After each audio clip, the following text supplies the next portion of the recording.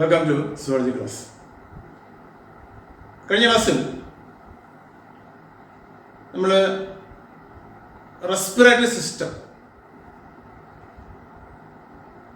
Respiration, അതിൻ്റെ വിവിധ ഘടകങ്ങൾ എന്തൊക്കെയാണ്, വിവിധ പ്രോസസ്സുകൾ എന്തൊക്കെയാണ്, അതുപോലെ തന്നെ ഹ്യൂമൻ റെസ്പിറേറ്ററി സിസ്റ്റം, ഇത്രയും നമ്മൾ കഴിഞ്ഞ ക്ലാസ്സിൽ നമ്മൾ ഡിസ്കസ് ചെയ്തു. In the class, let us discuss about the mechanism of respiration. Or mechanism of breathing. More correctly saying, mechanism of breathing. അപ്പോൾ റെസ്പിറേഷൻ്റെ ആദ്യത്തെ ഭാഗം എന്ന് പറയുന്നത് ബ്രീത്തിങ് ആണ്. റെസ്പിറേഷൻ എന്താണ് നമ്മൾ കഴിഞ്ഞ ക്ലാസ്സിൽ പറഞ്ഞു? Respiration in the broad sense, it is oxidation of food by using oxygen and release of carbon dioxide, water and energy എന്ന് നമ്മൾ കഴിഞ്ഞ ദിവസം നമ്മൾ പറഞ്ഞത്. അപ്പൊ അതിന്റെ ആദ്യത്തെ പടി എന്ന് പറയുന്നത്, അല്ലെങ്കിൽ അതിന്റെ ഒരു ഘട്ടം എന്ന് പറയുന്നത് ബ്രീതിങ്, ശ്വാസോച്ഛ്വാസം, taking in air and sending out air, taking in oxygen rich air and sending out carbon dioxide rich air. ഇതിനാണ് ബ്രീത്തിങ് എന്ന് പറയുന്നത്. അപ്പൊ ഈ ബ്രീത്തിങ് എങ്ങനെ നടക്കുന്നു, അതിന്റെ മെക്കാനിസം എന്താണ് എന്നാണ് നമ്മൾ ഈ ക്ലാസ്സിൽ പ്രധാനമായിട്ടും നമ്മൾ ഡിസ്കസ് ചെയ്യാൻ പോകുന്നത്. അപ്പോൾ വെറുതെ നമ്മൾ നിന്ന് കഴിഞ്ഞാൽ നമ്മുടെ റെസ്പിറേറ്ററി സിസ്റ്റത്തിലേക്ക് എയർ കടന്നു പോവില്ല. നമുക്കറിയാം, എയർ എപ്പോഴും പോകുന്നത്, അല്ലെങ്കിൽ എയർ പാസ് ചെയ്യുന്നത് from a region of high pressure to a region of low pressure. അപ്പോൾ പ്രഷർ കൂടിയ ഒരു ഭാഗത്ത് നിന്നും പ്രഷർ കുറഞ്ഞ ഭാഗത്തേക്ക് മാത്രമേ എയർ കടന്നു പോകൂ എന്ന് നമുക്കറിയാം. നിങ്ങൾ ചെറിയ ക്ലാസ്സിലൊക്കെ നിങ്ങൾ പഠിച്ചിട്ടുണ്ടാവും. ഓക്കെ, അപ്പോൾ നമ്മുടെ ലങ്സിനുള്ളിലേക്ക്, നമ്മുടെ റെസ്പിറേറ്ററി സിസ്റ്റത്തിനുള്ളിലേക്ക് അന്തരീക്ഷത്തിലെ എയർ കടന്നു പോകണമെങ്കിൽ there should be a pressure difference between the atmosphere and the lungs. അപ്പോൾ ലങ്സിലേക്കാണല്ലോ, ലങ്സിന്റെ ആൽവിയോളൈ, വായു അറകളുണ്ട് ലങ്സിനുള്ളിൽ. ഈ ആയു നമ്മൾ കഴിഞ്ഞ ക്ലാസ്സിൽ നമ്മൾ കണ്ടതാണ്. ഈ വായു അറകളിലേക്ക്, അല്ലെങ്കിൽ ആൽവിയോളസിനുള്ളിലേക്കാണ് എയർ കടന്നു പോകേണ്ടത്. അതായത് ലങ്സിനുള്ളിലേക്കാണ് എയർ കടന്നു പോകേണ്ടത്. അപ്പോൾ ലങ്സിനുള്ളിലേക്ക് എയർ കടക്കണമെങ്കിൽ ലങ്സിനുള്ളിൽ പ്രഷർ കുറവും അറ്റ്മോസ്ഫിയറിൽ പ്രഷർ കൂടുതലുമായിരിക്കണം. That means air pressure in the lungs should be lower than the atmospheric air pressure. അപ്പോൾ ലങ്സിൽ ഒരു നെഗറ്റീവ് എയർ പ്രഷർ ഉണ്ടായിരിക്കണം. അതായത് അറ്റ്മോസ്ഫിയറിക് എയർ പ്രഷറിനേക്കാൾ കുറവായിരിക്കണം ലങ്സിനുള്ളിലെ എയർ പ്രഷർ.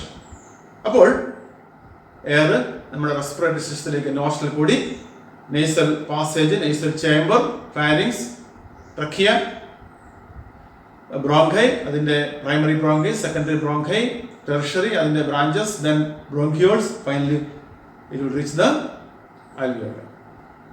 ഓക്കെ, അതുപോലെ തന്നെ എയർ ഉള്ളിലേക്ക് പോകണം, എയർ പുറത്തേക്ക് കളയണം. എയർ പുറത്തേക്ക് കളയണമെങ്കിൽ ലങ്സിലെ പ്രഷർ atmospheric pressure കൂടി നിൽക്കണം. So there should be a higher pressure in the lungs than the atmospheric pressure. Then the air will be expelled out from the air into the atmosphere. ഈ രണ്ട് പ്രോസസ്സാണ് ബ്രീത്തിങ്ങിലുള്ളത്. Taking in air from atmosphere to the lungs and sending out air from the lungs to the atmosphere. അപ്പൊ ഇതിന് ആദ്യത്തെ പ്രോസസ്സിന്, അതായത് taking in air എന്ന പ്രോസസ്സിന് നമ്മൾ ഇൻസ്പിരേഷൻ, രണ്ട് പ്രോസസ്സാണ്. ബ്രീത്തിങ് എന്ന് പറഞ്ഞാൽ രണ്ട് പ്രോസസ്സുകൾ ചേർന്നതാണ് ബ്രീത്തിങ് എന്ന് പറയുന്നത്. ഒന്ന് ഇൻസ്പിരേഷൻ,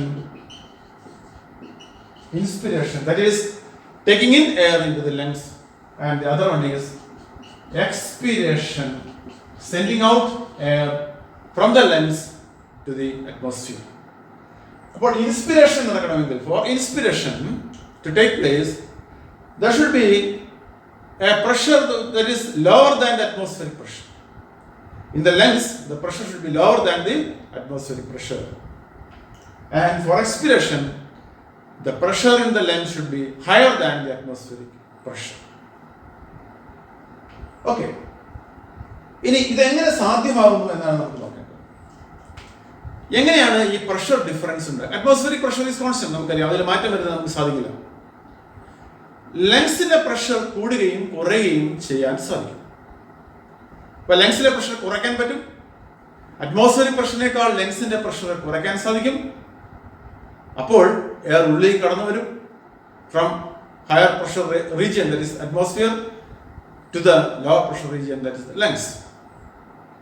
അതുപോലെ തന്നെ ലങ്സിന്റെ പ്രഷർ കൂട്ടാൻ സാധിക്കും. ബൈ സം മെക്കാനിസം ലങ്സിന്റെ പ്രഷർ കൂട്ടാൻ സാധിക്കും.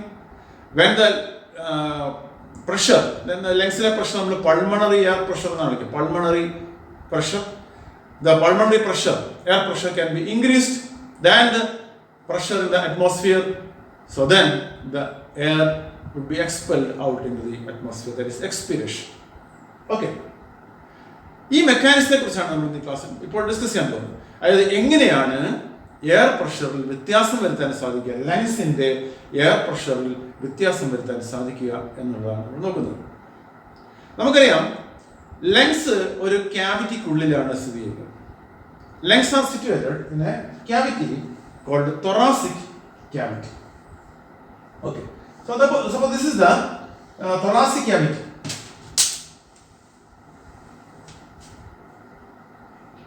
We have two cavities in the body.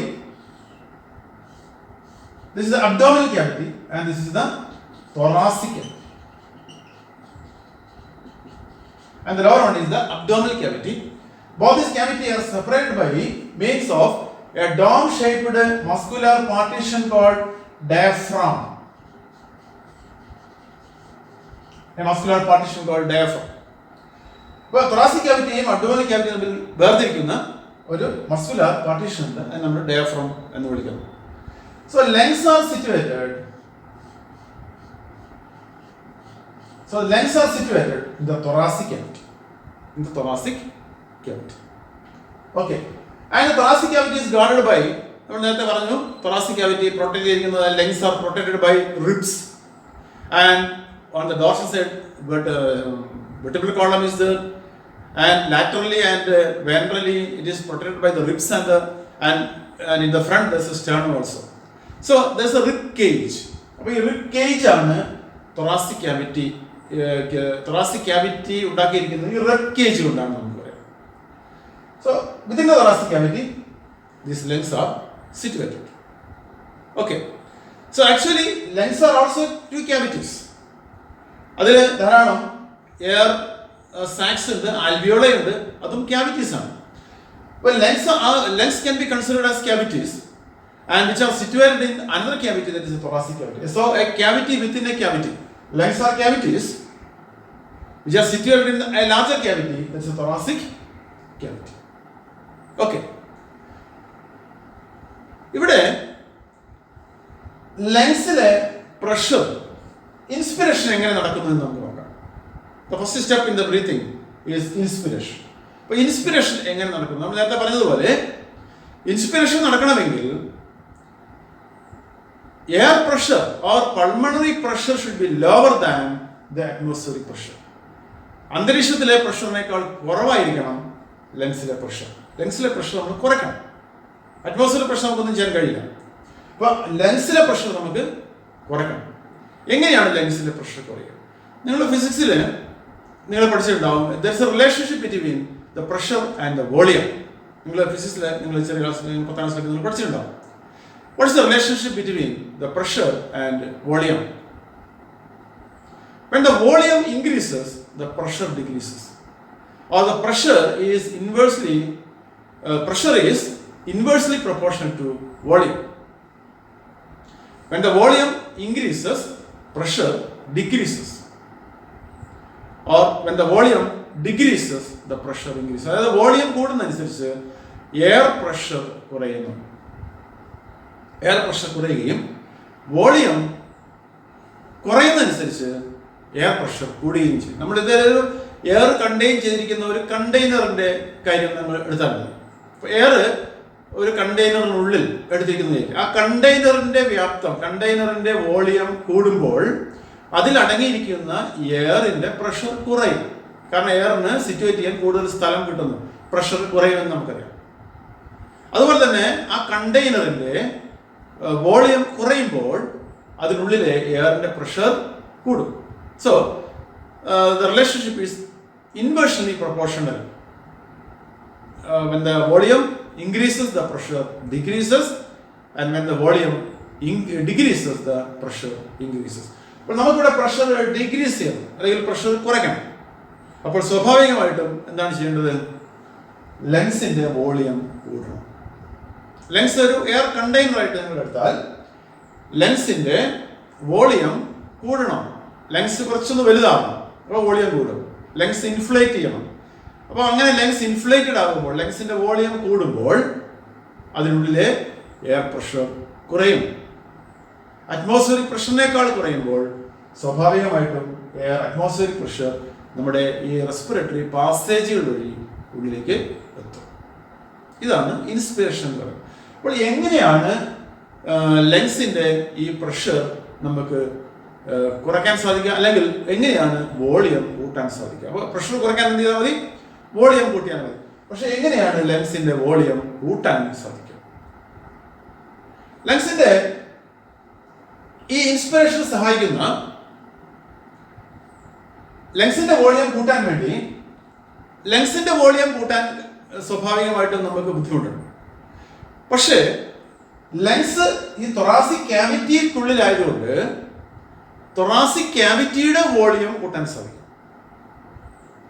Thoracic ക്യാവിറ്റിയുടെ volume കൂടുമ്പോൾ തൊറാസിക് ക്യാവിറ്റിയിലെ പ്രഷർ കുറയുകയും സ്വാഭാവികമായിട്ടും ലങ്സ് എക്സ്പാൻഡ് ചെയ്യുകയുമാണ് ചെയ്യുന്നത്. നിങ്ങൾക്ക് മനസ്സിലായി എന്ന് ഞാൻ വിചാരിക്കുന്നു. അതായത് ലങ്സ് ഈ തൊറാസിക് ക്യാവിറ്റിയിൽ ഇരിക്കുമ്പോൾ ലങ്സിന്റെ മേലെ ഒരു പ്രഷർ അപ്ലൈ ചെയ്യപ്പെടുന്നുണ്ട്. തൊറാസിക് ക്യാവിറ്റിയിൽ ഒരു എയർ ഉണ്ട്. തൊറാസിക് ക്യാവിറ്റിയിലെ എയർ ലങ്സിന്റെ മേലെ പ്രഷർ അപ്ലൈ ചെയ്യും. അത് ലങ്സിനെ ഒരു പ്രത്യേക സൈസിൽ നിലനിർത്താൻ അത് സഹായിക്കും. തൊറാസിക് ക്യാവിറ്റിയുടെ വോളിയം കൂടുമ്പോൾ, തൊറാസിക് ക്യാവിറ്റിയുടെ വോളിയം കൂട്ടാൻ സാധിക്കും. അതിലേക്ക് നമുക്ക് വരാം. തൊറാസിക് ക്യാവിറ്റിയുടെ വോളിയം കൂടുമ്പോൾ സ്വാഭാവികമായിട്ടും തൊറാസിക് ക്യാവിറ്റിയിലെ പ്രഷർ കുറയും. തൊറാസിക് ക്യാവിറ്റിയിലെ പ്രഷർ കുറയുക എന്ന് പറഞ്ഞാൽ ലങ്സിന് മേലെ അപ്ലൈ ചെയ്യപ്പെടുന്ന പ്രഷർ കുറയുന്നതാണ് അർത്ഥം. അപ്പോൾ സ്വാഭാവികമായിട്ടും ലങ്സ് ഒരു ഇലാസ്റ്റിക് ഓർഗനാണ്. ലങ്സ് എക്സ്പാൻഡ് ചെയ്യും. അങ്ങനെ ലങ്സ് എക്സ്പാൻഡ് ചെയ്യുമ്പോൾ ലങ്സിന്റെ വോളിയം വർദ്ധിക്കും. ലങ്സിന്റെ വോളിയം വർദ്ധിക്കുമ്പോൾ ലങ്സിനുള്ളിലെ പ്രഷർ കുറയും. അപ്പോൾ നമുക്ക് നോക്കേണ്ടതാണ് എന്താണ്? തൊറാസിക് ക്യാവിറ്റിയുടെ വോളിയം എങ്ങനെ കൂടുന്നു എന്നുള്ളതാണ്. അതാണ് എല്ലാത്തിനും കാരണം, അല്ലെ? ഇൻസ്പിറേഷന് കാരണമായി പ്രവർത്തിക്കുന്നത് എന്താണ്? അല്ലെങ്കിൽ എക്സ്പിറേഷന് കാരണമാകുന്നത് തൊറാസിക് ക്യാവിറ്റിയുടെ വോളിയമാണ്. അപ്പൊ തൊറാസിക് ക്യാവിറ്റിയുടെ വോളിയം കൂടിയാൽ സ്വാഭാവികമായിട്ടും ലങ്സിന്റെ വോളിയവും കൂടും. അത് എങ്ങനെയാണെന്നാണ് നമ്മളിപ്പോൾ പറഞ്ഞത്. തൊറാസിക് ക്യാവിറ്റിയുടെ വോളിയം കൂടുമ്പോൾ തൊറാസിക് ക്യാവിറ്റിയിലെ പ്രഷർ കുറയും. തൊറാസിക് ക്യാവിറ്റിയിലെ പ്രഷർ കുറയുമ്പോൾ ലങ്സ് വലുതാകും. ലങ്സ് ഇൻഫ്ലേറ്റ് ചെയ്യാൻ സാധിക്കും. അപ്പോൾ ലങ്സിന്റെ വോളിയം കൂടും. ലങ്സിനുള്ളിലെ പ്രഷർ കുറയും. ഇതാണ് സംഭവിക്കുന്നത്. അപ്പോൾ തൊറാസിക് ക്യാവിറ്റിയിലെ വോളിയം എങ്ങനെയാണ് കൂടുന്നത്? തൊറാസിക് ക്യാവിറ്റിയിലെ വോളിയം കൂട്ടുന്നത് ചില മസിലുകളുടെ കൺട്രാക്ഷന്റെ ഫലമായിട്ടാണ്. രണ്ട് തരത്തിലുള്ള മസിൽസ് നമ്മളെ ഇൻസ്പിറേറ്ററി മസിൽസ് അല്ലെങ്കിൽ ഇൻസ്പിറേഷൻ സഹായിക്കുന്ന മസിൽസ്. ഒന്ന് diaphragm. Diaphragm is a muscular partition separating the thoracic cavity from the abdominal cavity. It's a dome-shaped, as you can see here, it's a dome-shaped partition. ഈ dome-shaped ആയിട്ടുള്ള ഈ diaphragm contract ചെയ്യുമ്പോൾ it becomes it flattens. അതായത് ഡോം-ഷേപ്പിലുള്ള diaphragm contract ചെയ്യും. ഇങ്ങനെ dome ഷേപ്പിലുള്ള diaphragm contract ചെയ്ത് അതൊരു ഫ്ലാറ്റൻഡ് അവസ്ഥയിലേക്ക് വരും. ഇതാണ് സംഭവിക്കുക. അപ്പോൾ എന്താണ് സംഭവിക്കുക? ഇത്രയും വോളിയം കൂടാൻ കാരണമാണ്. ഇത്രയും വോളിയം കൂടും. So volume of the thoracic cavity increases in the anterior posterior axis. ഇതാണ് ആന്റീരിയർ, ഇതാണ് posterior end. Anterior and posterior end of the thoracic cavity. So anterior posterior ആസ്പെക്റ്റിൽ, ആന്റീരിയർ പോസ്റ്റീരിയർ ആക്സിസിൽ thoracic cavityയുടെ വലിപ്പം കൂടുന്നു. അതായത് ഇങ്ങനെ ഇരിക്കുന്ന ഡയഫ്രം കുറച്ചൊന്ന് താഴേക്ക് ഫ്ലാറ്റൻ ചെയ്യുമ്പോൾ അത്രയും thoracic cavityയുടെ വോളിയം കൂടിയില്ലേ? അത്രയും thoracic cavityയുടെ വോളിയം കൂടുന്നു. ഇതാണ് ഒന്ന്. രണ്ടാമത്തത്, റിബ്സിനെ കണക്ട് ചെയ്തുകൊണ്ട് പരസ്പരം, റിബ്സുകളെ, വാരിയലുകളെ പരസ്പരം കണക്ട് ചെയ്തുകൊണ്ട് രണ്ട് തരത്തിലുള്ള മസിൽസ്, ഇന്റർകോസ്റ്റൽ മസിൽസ് എന്നാണ് നമ്മൾ വിളിക്കാം. രണ്ട് തരത്തിലുള്ള ഇന്റർകോസ്റ്റൽ മസിൽസ് ഉണ്ട്. Internal intercostal muscles and external intercostal muscles. Intercostal muscles, intercostal muscles, intercostal muscles രണ്ട് തരത്തിലുണ്ട്. രണ്ട് തരത്തിലുള്ള ഇന്റർകോസ്റ്റൽ മസിൽസ് ഉണ്ട്. External and internal. ഇതിൽ എക്സ്റ്റേണൽ ഇന്റർകോസ്റ്റൽ മസിൽസിനെ നമ്മൾ ഇൻസ്പിരേറ്ററി മസിൽ എന്ന് വിളിക്കും. External intercostal muscles. ഈ എക്സ്റ്റേണൽ ഇന്റർകോസ്റ്റൽ മസിൽസിന്റെ contraction, external intercostal muscles contract ചെയ്യുമ്പോൾ റിബ്സ് റൈസ് അപ്പ്. അപ്പോൾ റിബ്സ്, വാരിയലുകൾ ഇങ്ങനെ ഉയരും. അതായത് ഡോർസോ വെൻട്രൽ ആസ്പെക്റ്റിൽ ഇങ്ങനെയുള്ള റിബ്സ്, ഇങ്ങനെയുള്ള റിബ്സ് ഇല്ല, ഈ റിബ്സ് ഇങ്ങനെ ഉയരും. അപ്പോൾ റിബ്സ് ഇങ്ങനെ ഉയർന്നു കഴിയുമ്പോൾ ഡോർസോ വെൻട്രൽ ആസ്പെക്ട്സിൽ thoracic cavityയുടെ വലിപ്പം വർദ്ധിക്കും. അപ്പൊ രണ്ട് രീതിയിൽ thoracic cavityയുടെ വലിപ്പം വർദ്ധിക്കുന്നു, അല്ലെങ്കിൽ രണ്ട് കൺട്രാക്ഷൻസ് thoracic cavityയുടെ വലിപ്പം കൂട്ടാൻ സഹായിക്കുന്നു. ഒന്ന്, കൺട്രാക്ഷൻ ഓഫ് ദി ഡയഫ്രം. അപ്പൊ ഡയഫ്രം കൺട്രാക്ട് ചെയ്ത് കഴിയുമ്പോൾ ഡയഫ്രം കുറച്ചൊന്ന് ഫ്ലാറ്റൻ ആവുന്നു. അതിന്റെ ഫലമായി thoracic cavityയുടെ വലിപ്പം ആന്റീരിയർ പോസ്റ്റീരിയർ ആസ്പെക്റ്റിലെ വലിപ്പം കൂടുന്നു, കുറച്ച് താഴേക്ക് വലിപ്പം കൂടും. മറ്റൊന്ന്, contraction of the external intercostal muscles ആണ്. The muscles that connect the ribs together. അപ്പോൾ എക്സ്റ്റേണൽ ഇന്റർകോസ്റ്റൽ മസിൽസ് കൺട്രാക്ട് ചെയ്യുമ്പോൾ ribs rise up slightly and that increases the thoracic cavity, volume of the thoracic cavity. So ഈ രണ്ട് രീതിയിൽ thoracic cavityയുടെ volume increase ചെയ്യുന്നു. നമ്മൾ നേരത്തെ പറഞ്ഞതുപോലെ when volume increases, the pressure decreases within the thoracic cavity. ഇപ്പോൾ thoracic cavityക്ക് ഉള്ളിലെ പ്രഷർ കുറയുന്നു. thoracic cavityക്ക് ഉള്ളിലെ പ്രഷർ കുറയുമ്പോൾ റിബ്സിന് ഇൻഫ്ലേറ്റ് ചെയ്യാൻ സാധിക്കും, റിബ്സിന് വലുതാകാൻ സാധിക്കുന്നു. കാരണം അവിടെ പ്രഷർ കുറവാണ്, പുറത്തുനിന്ന് ഉള്ള പ്രഷർ കുറവായതുകൊണ്ട് റിബ്സ് കുറച്ചൊന്ന് എൻലാർജ് ചെയ്യുന്നു. That increases the volume of the lungs, thereby decreasing the pressure inside the lungs. അപ്പോൾ ഇങ്ങനെയാണ് ലങ്സിനുള്ളിലെ പ്രഷർ കുറയുക. സോ സ്വാഭാവികമായിട്ടും ലങ്സിനുള്ളിലെ പ്രഷർ കുറഞ്ഞു കഴിയുമ്പോൾ അറ്റ്മോസ്ഫിയറിക് പ്രഷറിനേക്കാൾ ലങ്സിനുള്ളിലെ പ്രഷർ കുറയുന്നു. അതിന്റെ ഫലമായി as a result of that atmospheric air rushes into the lungs. നമ്മൾ ഇതിനെയാണ് ഇത് വിളിക്കാം ഇൻസ്പിരേഷൻ എന്ന്. അങ്ങനെ അന്തരീക്ഷത്തിലുള്ള എയർ ലങ്സിനുള്ളിലേക്ക് കടക്കുന്നു. ഓരോ ആൽവിയോളസിലും ഈ എയർ നിറയുന്നു. Okay, that is called inspiration. ഇതിനാണ് നമ്മൾ ഇൻസ്പിരേഷൻ എന്ന് പറയുന്നത്. ഇനി എക്സ്പിരേഷൻ എന്താ? എക്സ്പിരേഷൻ എന്ന് പറയുന്നത് ഒരു പാസീവ് ആക്ടിവിറ്റിയാണ്. ഡയഫ്രവും ഇന്റർകോസ്റ്റൽ മസിൽസും പൂർവ്വസ്ഥിതി പ്രാപിക്കുമ്പോൾ സ്വാഭാവികമായിട്ടും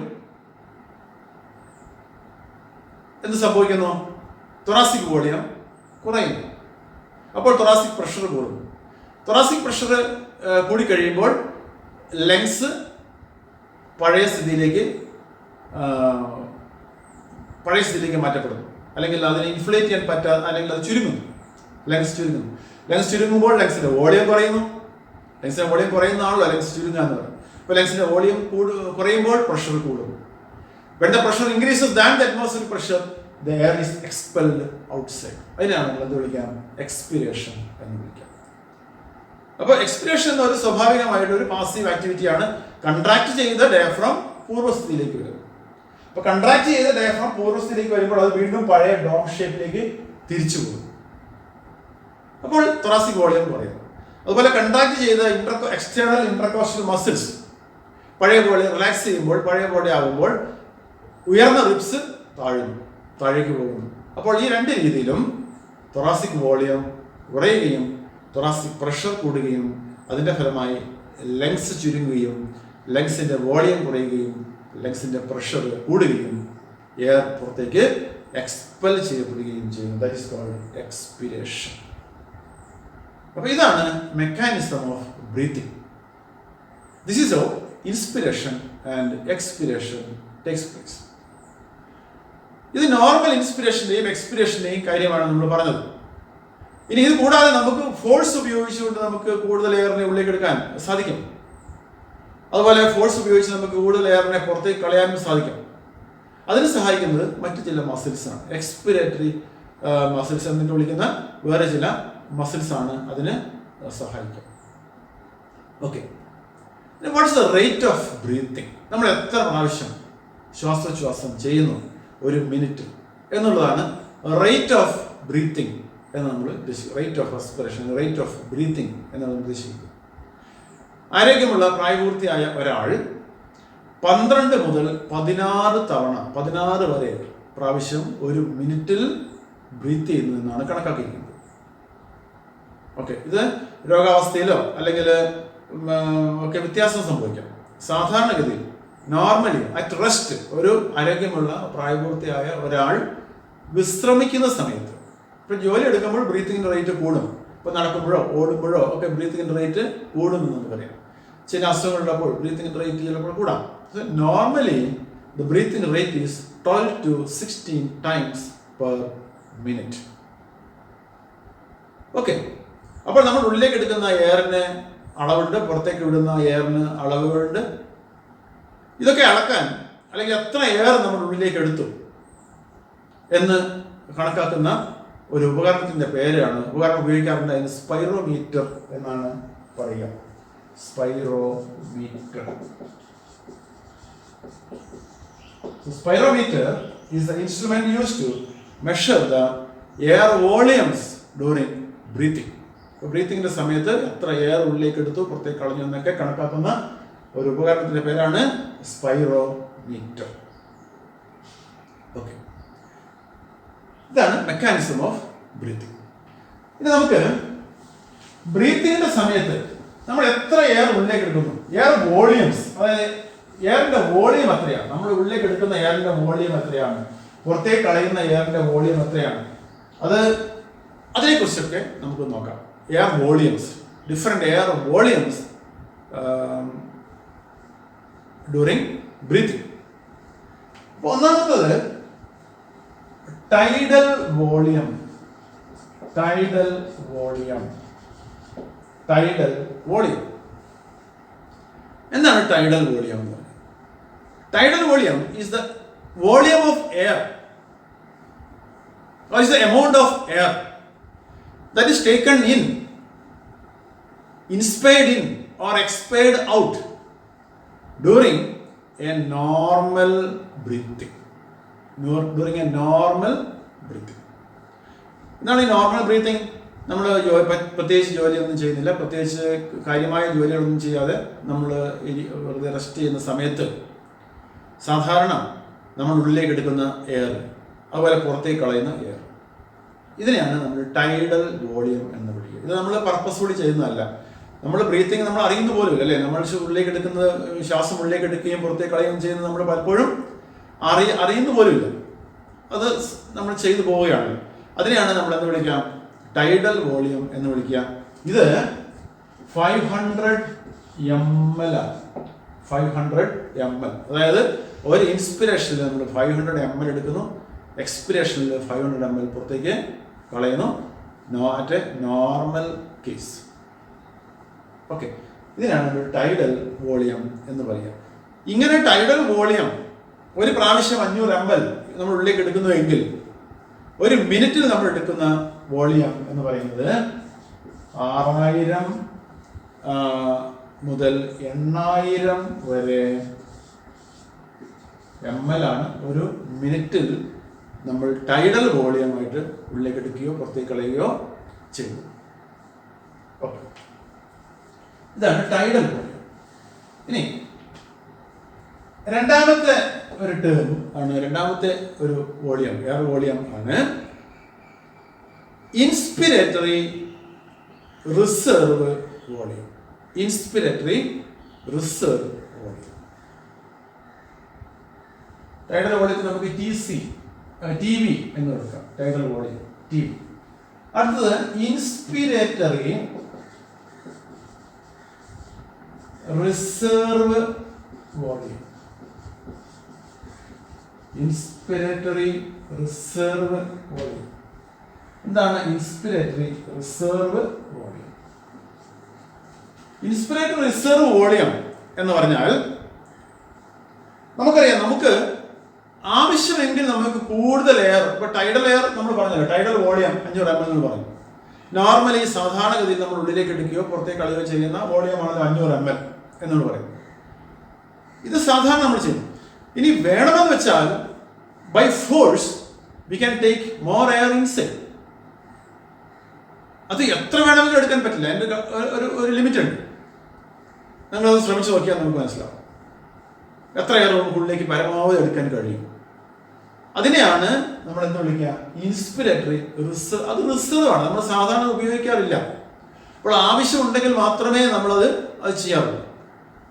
അപ്പൊ അതിനാണ് നമ്മൾ ഇൻസ്പിരേറ്ററി റിസർവ് വോളിയം എന്ന് വിളിക്കുക. അത്രയും കൂടി ഉള്ളിലേക്ക് നമുക്ക് എടുക്കാൻ പറ്റും. ടൈഡൽ വോളിയത്തിന് പുറമെ അത്രയും കൂടി നമുക്ക് ഉള്ളിലേക്ക് എടുക്കാൻ പറ്റും എന്നാണ് അതിന്റെ അർത്ഥം. വേണമെങ്കിൽ, ആവശ്യമുണ്ടെങ്കിൽ. അത് 2500 മുതൽ 3000 ml ആണ്.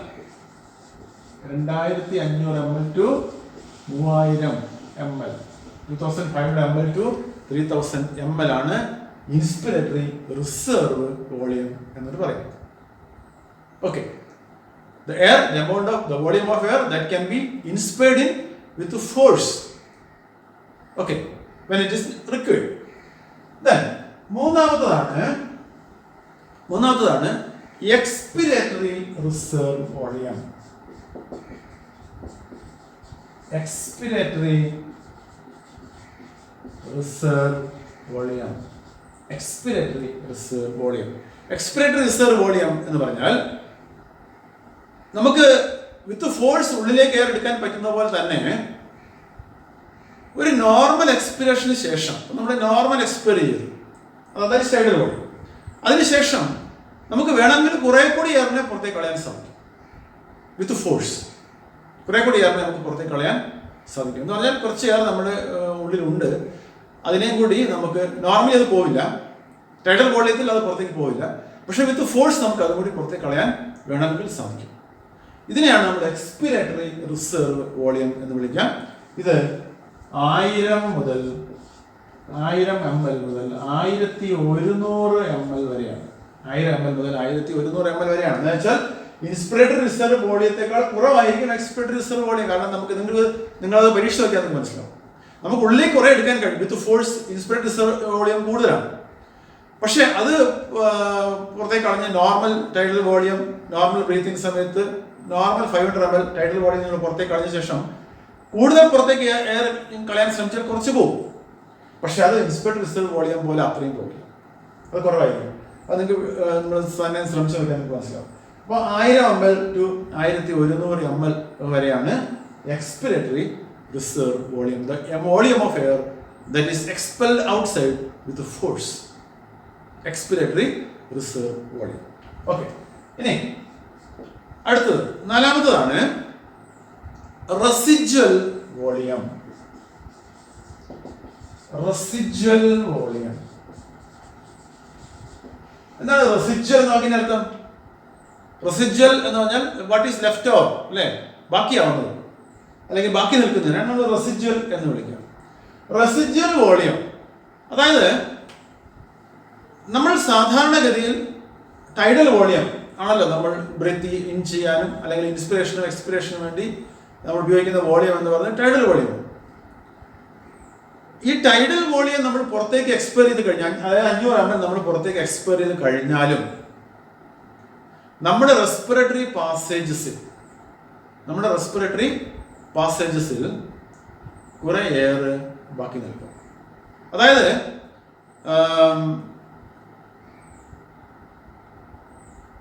വിത്ത് ഫോഴ്സ് നിങ്ങൾ എത്ര പുറത്തേക്ക് കളഞ്ഞാൻ ശ്രമിച്ചാൽ, ടൈഡൽ വോളിയം മാത്രമല്ല, എക്സ്പിറേറ്ററി റിസർവ് വോളിയം ഉപയോഗിച്ച് നിങ്ങൾ ബാക്കി പുറത്തേക്ക് കളഞ്ഞാൽ ശരി, നമുക്ക് മാക്സിമം പുറത്തേക്ക് കളയാൻ പറ്റുന്ന എയറിന്റെ അളവ് എന്ന് പറയുന്നത് ഏതാണ്? Expiratory reserve വോളിയമാണ്. അതിലപ്പുറത്തേക്ക് നിങ്ങൾക്ക് പുറത്തേക്ക് കളയാൻ കഴിയില്ല. അപ്പോൾ എക്സ്പിറേറ്ററി റിസർവ് വോളിയം ഉപയോഗിച്ച് മാക്സിമം എയർ നിങ്ങൾ പുറത്തേക്ക് കളഞ്ഞാൽ അപ്പുറത്തേക്ക് കളയാൻ കഴിയുന്നില്ല. അപ്പോഴും കുറച്ച് എയർ ഉള്ളിൽ നിൽക്കും. അത് നമുക്ക് ഒരിക്കലും പുറത്തേക്ക് കളയാൻ കഴിയില്ല. അത് എവിടെ നിൽക്കുന്നതാണ്? Some air in the alveoli, some in the respiratory passage, അവിടെയൊക്കെ ട്രാപ്പ് ചെയ്ത് കിടക്കുകയാണ്. അതായത് ബ്രോങ്കൈ, പ്രൈമറി സെക്കൻഡറി ടെറിഷറി ബ്രോങ്കൈലും ആൽവിയോളസിലും ഒക്കെ ട്രക്കിയോളിലും ഒക്കെ ആയിട്ട് കുറച്ച് എയർ ഇങ്ങനെ ട്രാപ്പ് ചെയ്ത് കിടക്കും. അത് നമുക്ക് എന്ത് ചെയ്താലും നമുക്ക് അതിനെ പുറത്തേക്ക് കളയാൻ കഴിയില്ല. അങ്ങനെ അവശേഷിക്കുന്ന എയറിനെയാണ് നമ്മൾ എന്ത് വിളിക്കാം? റെസിജ്വൽ വോളിയം എന്ന് വിളിക്കാം. Residual volume. ഈ റെസിജ്വൽ വോളിയം എന്ന് പറയുന്നത് 1100 ml, 1100 അല്ലെങ്കിൽ 1200 ml, 1200 മുതൽ 1200 ml വരെയാണ് ഈ റെസിജ്വൽ വോളിയം. അത് ഒരിക്കലും പുറത്തേക്ക് കളയാൻ സാധിക്കില്ല. അങ്ങനെ ഒരിക്കലും പുറത്തേക്ക് കളയാൻ സാധിക്കാതെ റെസ്പിറേറ്ററി സിസ്റ്റത്തിൽ കുടുങ്ങിക്കിടക്കുന്ന അല്ലെങ്കിൽ അവശേഷിക്കുന്ന എയറിനെയാണ് നമ്മൾ എന്ത് വിളിക്കാം? റെസിജ്വൽ വോളിയം എന്ന് വിളിക്കാം. Residual volume. ഓക്കെ, ഇനി അടുത്തത്. അപ്പൊ ഇത്രയുമാണ് different volumes as far as breathing is concern. ഇനി നമ്മൾ ചില കപ്പാസിറ്റികളെ കുറിച്ച്, നമ്മുടെ ലങ്സിന്റെ കപ്പാസിറ്റിയെ കുറിച്ചാണ് നമ്മൾ എന്തൊക്കെ കപ്പാസിറ്റികളാണ് ഉൾക്കൊള്ളാനുള്ള, അതായത് എയറിനെ ഉൾക്കൊള്ളാനുള്ള കഴിവ്, ലങ്സിന്റെ കപ്പാസിറ്റി, ഇതിനെ കുറിച്ചാണ് നമ്മൾ സംസാരിക്കാൻ പോകുന്നത്.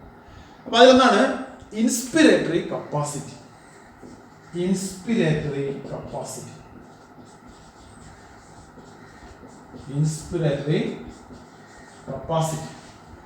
എന്താണ് ഇൻസ്പിരേറ്ററി കപ്പാസിറ്റി? ഇൻസ്പിരേറ്ററി കപ്പാസിറ്റി എന്നുള്ളത് നമ്മൾ ഉദ്ദേശിക്കുന്നത് എത്ര എയറിനെ ഉൾക്കൊള്ളാൻ നമുക്ക് കഴിയും, എത്ര എയറിനെ നമ്മുടെ ലങ്സിന് ഉൾക്കൊള്ളാൻ സാധിക്കും.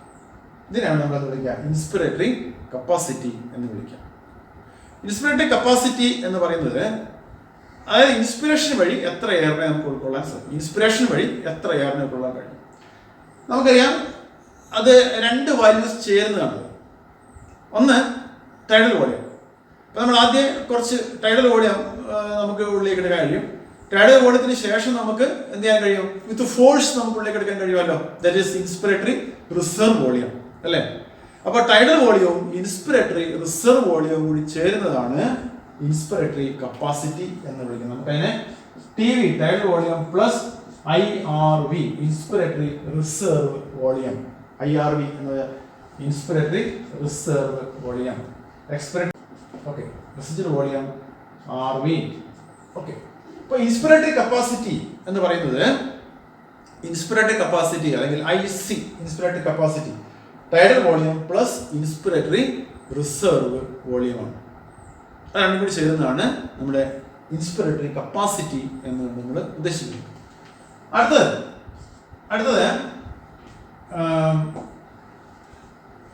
Expiratory capacity. എക്സ്പിറേറ്ററി കപ്പാസിറ്റി അതായത് നമുക്ക് എത്ര എയറിനെ പുറത്തേക്ക് കളയാൻ സാധിക്കും, എത്ര എയറിനെ പുറത്തേക്ക് കളയാൻ. നോർമലി നമുക്കറിയാം expiratory capacity. Expiratory capacity is nothing but TV plus ERV, that is expiratory reserve volume. അപ്പോൾ നമുക്ക് കുറച്ച് എയർ 500 ml നമുക്ക് ടൈഡൽ വോളിയത്തിന്റെ ഭാഗമായി നമുക്ക് പുറത്തേക്ക് കളയാൻ സാധിക്കുന്നു. അത് കൂടാതെ നമ്മൾ നേരത്തെ പറഞ്ഞല്ലോ 1100, 1000 മുതൽ 1100 ml വരെ നമുക്ക് പുറത്തേക്ക് വിത്ത് ഫോഴ്സ് കളയാൻ സാധിക്കും. അപ്പോൾ അതാണ് മൊത്തം ഫോഴ്സ്, നമുക്ക് മൊത്തം പുറത്തേക്ക് കളയാനുള്ള നമ്മുടെ കപ്പാസിറ്റി എന്ന് പറയുന്നത് അതാണ്. അതായത് tidal volume plus expiratory reserve volume.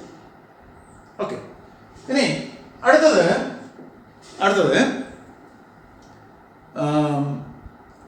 Functional residual capacity. Functional residual capacity. Functional residual capacity functional residual capacity. ഇപ്പം എന്താണ് ഫങ്ഷണൽ റെസിജ്വൽ കപ്പാസിറ്റി എന്ന് നമ്മൾ ഉദ്ദേശിക്കുന്നത്? നമ്മൾ റെസിജ്വൽ വോളിയം പറഞ്ഞു. എന്താണ് റെസിജ്വൽ വോളിയം? അതായത് എത്ര നമ്മൾ പുറത്തേക്ക് കളയാൻ ശ്രമിച്ചാലും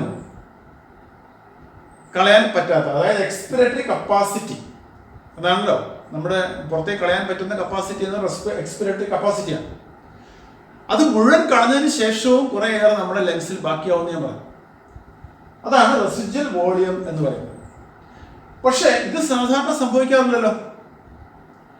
സാധാരണ നമ്മൾ ഓരോ ബ്രീത്തിങ്ങിലും നമ്മളിങ്ങനെ ഫോഴ്സ് നമ്മൾ എക്സ്പിറേഷൻ നടത്തി പുറത്തേക്ക് നമ്മൾ മുഴുവൻ കളയാറില്ല. നമ്മൾ ചെയ്യുന്നത് എന്താണ്? ടൈഡൽ വോളിയമാണ് നമ്മൾ ചെയ്യുന്നത്, അല്ലേ? ടൈഡൽ വോളിയത്തിൽ എത്ര 500 ml ആണ് നമ്മൾ പുറത്തേക്ക് സാധാരണ കളയുക. 500 ml എടുക്കുന്നു, 500 ml പുറത്തേക്ക് കളയും. ഇതാണ് സാധാരണ ഇതിൽ സംഭവിക്കുക. അപ്പോൾ നമ്മുടെ ലങ്സിൽ ബാക്കിയാവുന്ന എയർ ഉണ്ട്. അത് മനസ്സിലായി ഞാൻ കരുതുന്നു. കാരണം റെസിജ്വൽ വോളിയം എന്ന് പറഞ്ഞാൽ പരമാവധി ശക്തി ഉപയോഗിച്ച് നമുക്ക് പുറത്തേക്ക് കളയാൻ പറ്റുന്ന എയർ, അത് കളഞ്ഞു, അതിനുശേഷം ബാക്കിയാവുന്ന എയറിനെയാണ് നമ്മൾ റെസിജ്വൽ വോളിയം എന്ന് പറയുക. ഫങ്ഷണൽ റെസിജ്വൽ കപ്പാസിറ്റി അല്ലെങ്കിൽ ഫങ്ഷണൽ റെസിജ്വൽ വോളിയം എന്നാണ് ഉദ്ദേശിക്കുന്നത് എന്താണ്? ടൈഡൽ വോളിയത്തിന് ശേഷം, നോർമൽ കേസിൽ ടൈഡൽ വോളിയം അതാണ് സാധാരണ സംഭവിക്കുക, അതാണല്ലോ. അപ്പൊ അങ്ങനെ ടൈഡൽ വോളിയത്തിന് ശേഷം, ആ ടൈഡൽ വോളിയം എക്സ്പയർ ചെയ്തതിന് ശേഷം നമ്മുടെ ലങ്സിൽ ബാക്കിയാവുന്ന എയർ ഉണ്ട്. ആ എയറിന്റെ ആ കപ്പാസിറ്റിക്കാണ് നമ്മൾ എന്ത് വിളിക്കുക? ഫങ്ഷണൽ റെസിജ്വൽ കപ്പാസിറ്റി എന്ന് വിളിക്കാം. ഇത് expiratory reserve volume plus tidal expiratory reserve volume plus residual volume, expiratory reserve volume plus RV, residual volume. Residual volume അവിടെ നിങ്ങൾ എത്ര എയർ ചെയ്താലും പുറത്തേക്ക് കളഞ്ഞാലും ബാക്കിയാവുന്നതാണത്. അതിന്റെ കൂടെ എക്സ്പിറേറ്ററി റിസർവ് വോളിയം നിങ്ങൾക്ക് കളയാമായിരുന്നു. വിത്ത് ഫോഴ്സ് നിങ്ങൾക്ക് കളയാൻ പറ്റുമായിരുന്ന നമ്മൾ കളയുന്നില്ല. നമ്മൾ സാധാരണ അങ്ങനെ ചെയ്യാറില്ലല്ലോ, എപ്പോഴും നമ്മൾ അങ്ങനെ ചെയ്യാറില്ല. അപ്പോൾ എക്സ്പിറേറ്ററി റിസർവ് വോളിയം അവിടെ ഉണ്ട്, അത് നമ്മൾ കളഞ്ഞിട്ടില്ല, അതും അവിടെ ഉണ്ട്. എക്സ്പിറേറ്ററി റിസർവിനെ കളഞ്ഞാലും പോകാതെ കിടക്കുന്ന റെസിജ്വൽ വോളിയം കൂടി ഇവിടെ ഉണ്ട്. അത് രണ്ടും കൂടി ചേരുമ്പോൾ നമുക്ക് എന്ത് കിട്ടുന്നു? ഫങ്ഷണൽ റെസിജ്വൽ കപ്പാസിറ്റി കിട്ടും. That is ERV plus RV. Okay, ഇനി അടുത്തതാണ് വൈറ്റൽ കപ്പാസിറ്റി. വൈറ്റൽ കപ്പാസിറ്റി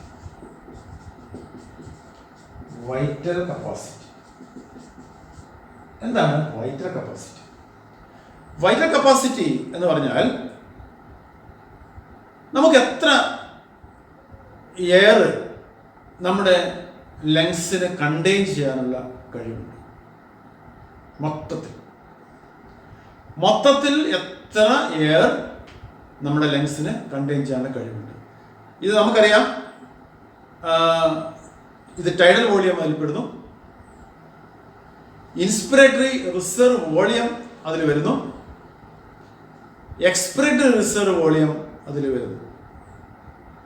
ഇതെല്ലാം കൂടി ചേരുന്നതാണ് നമ്മുടെ വൈറ്റൽ കപ്പാസിറ്റി എന്ന് പറയുന്നത്.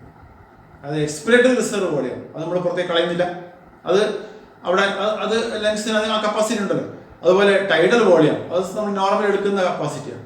അതേപോലെ ഇൻസ്പിറേറ്ററി റിസർവ് വോളിയം. ഇത് എന്ന് പറഞ്ഞാൽ ഈ വൈറ്റൽ കപ്പാസിറ്റി എന്ന് പറഞ്ഞാൽ മാക്സിമം എയർ നമ്മൾ പുറത്തേക്ക് കളഞ്ഞതിന് ശേഷം എത്ര എയർ നമുക്കുള്ളിലേക്ക് എടുക്കാൻ കഴിയും എന്നുള്ളതാണ്. അതായത് ഒരു നോർമൽ റെസ്പിറേഷൻ നിങ്ങൾ സങ്കല്പിക്കുക.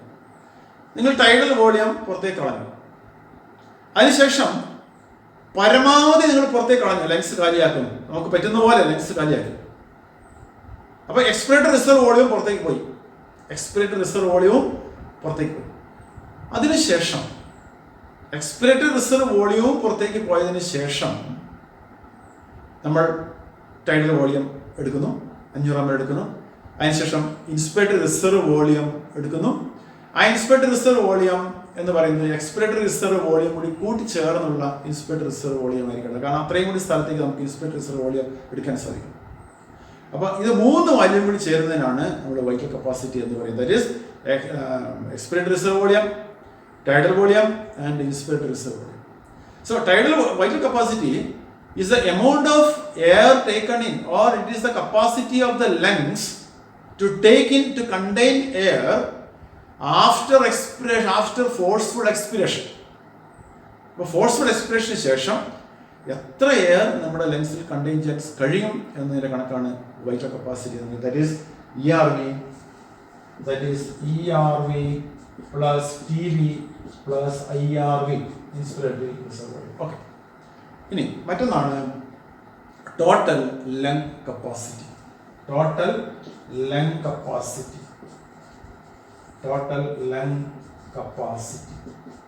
അപ്പൊ എന്താണ് ടോട്ടൽ ലങ് കപ്പാസിറ്റി എന്ന് പറയുന്നത്? അപ്പൊ ടോട്ടൽ ലങ് കപ്പാസിറ്റി എന്ന് പറയുന്നത് ടൈഡൽ വോളിയത്തിന്റെ കൂടെ, വൈറ്റൽ കപ്പാസിറ്റിയുടെ കൂടെ റെസിജ്വൽ വോളിയം കൂടി ചേർന്നാൽ അത് ടോട്ടൽ ലങ് കപ്പാസിറ്റി. അപ്പോൾ നേരത്തെ നമ്മൾ വൈറ്റൽ കപ്പാസിറ്റി നമ്മൾ റെസിജ്വൽ വോളിയത്തിന് ആരും പറഞ്ഞില്ല. അപ്പോൾ റെസിജ്വൽ വോളിയം കൂടി ഉണ്ടല്ലോ അവിടെ, അതും ഒരു കപ്പാസിറ്റി, ലങ് കപ്പാസിറ്റിയുടെ ഭാഗമായിട്ട് വരുന്നതാണല്ലോ. അല്ലെങ്കിൽ ഓൾറെഡി അതുണ്ട്, റെസിജ്വൽ വോളിയം ലങ്സിൽ ഉണ്ടല്ലോ. അപ്പൊ അതിന്റെ കൂടെ എന്താണ് വൈറ്റൽ കപ്പാസിറ്റി, അതായത് ERV plus TB plus IRV കൂടി ചേർന്ന് കഴിയുമ്പോൾ എന്തായി?